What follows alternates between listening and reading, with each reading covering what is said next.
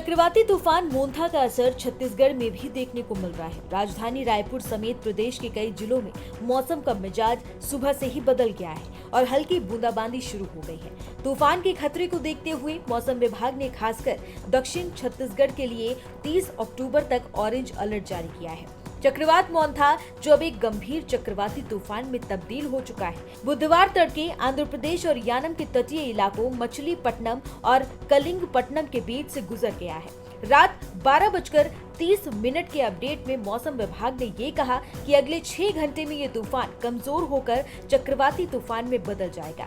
इस दौरान तटीय इलाकों में तेज बारिश और 100 किलोमीटर प्रति घंटे तक की हवाओं ने पेड़ उखाड़ दिए हैं और कई जिलों में बिजली आपूर्ति बाधित हो गई है। आईएमडी के अनुसार खतरनाक चक्रवात मोंथा अब कमजोर होकर चक्रवाती तूफान में बदल गया है। इससे पहले आईएमडी ने क्या कुछ बताया था वो सुनिए।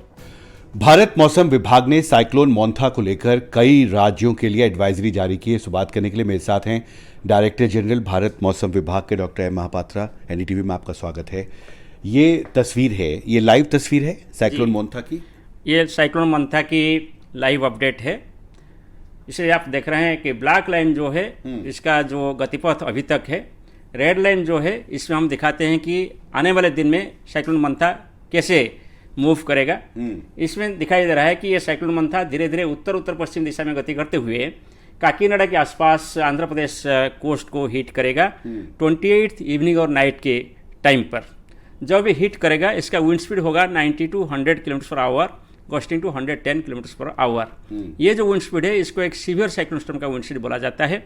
ये विंड स्पीड में पेड़ गिर सकता है, ट्री ब्रांचेस ब्रेकअप हो सकता है, telephone lines and communication lines, power lines माने डैमेज हो सकता है पार्शियली। और इसके साथ साथ जो स्लम्स है, थेचर हाउसेस है, इसमें लार्ज स्केल डैमेज हो सकता है। और इसके साथ साथ जब ये साइक्लोन लैंडफॉल होगा इसके साथ साथ स्टॉर्म सर्ज 1 मीटर हाइट का आने का संभावना है आंध्र कोस्ट के तटीय इलाका में टाइडल वेव के ऊपर, और इसमें लो लाइंग एरिया में सैलाइन वाटर इनलेशन हो सकता है।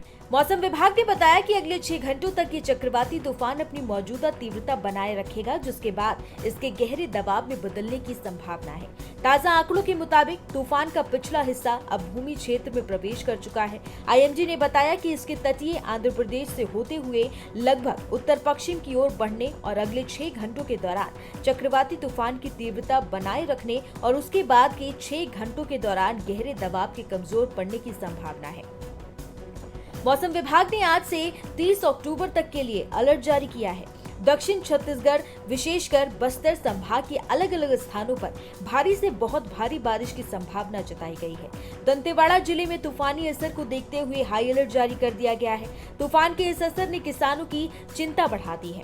अंतागढ़ और कोयली बेड़ा इलाके में पिछले 2 दिनों से हो रही बारिश ने धान की फसल को भारी नुकसान भी पहुंचाया है। कई जगहों पर कटकर रखी फसल पानी में डूब गई। वहीं आंधी तूफान से खेतों में खड़ी फसल भी झुककर बर्बाद हो गई, जिससे किसानों को भारी आर्थिक नुकसान होने की आशंका है। प्रशासन ने किसानों को खास तौर पर सावधान रहने के लिए कहा है। मौसम के बदलते मिजाज को देखते हुए प्रशासन ने अलर्ट जारी किया है। जिन क्षेत्रों में अलर्ट है वहां लोगों को नदी, पहाड़ और पिकनिक स्पॉट से दूरी बनाए रखने की चेतावनी दी गई है। चक्रवाती तूफान मोंथा का असर ट्रेनों के परिचालन पर भी पड़ा है, जिससे कई ट्रेनों का समय और रूट बदला गया है। रीशेड्यूल डी संख्या 17481 बिलासपुर तिरुपति एक्सप्रेस 28 अक्टूबर को अपने निर्धारित समय 3:35 की बजाय 7 घंटे की देरी से रात 10:35 पर बिलासपुर से रवाना हुई। रूट किसका डाइवर्ट हुआ? 18189 टाटानगर एर्नाकुलम और 12703 हावड़ा सिकंदराबाद ट्रेनों को रायपुर, नागपुर, बल्हार शाह मार्ग से डाइवर्ट किया गया था।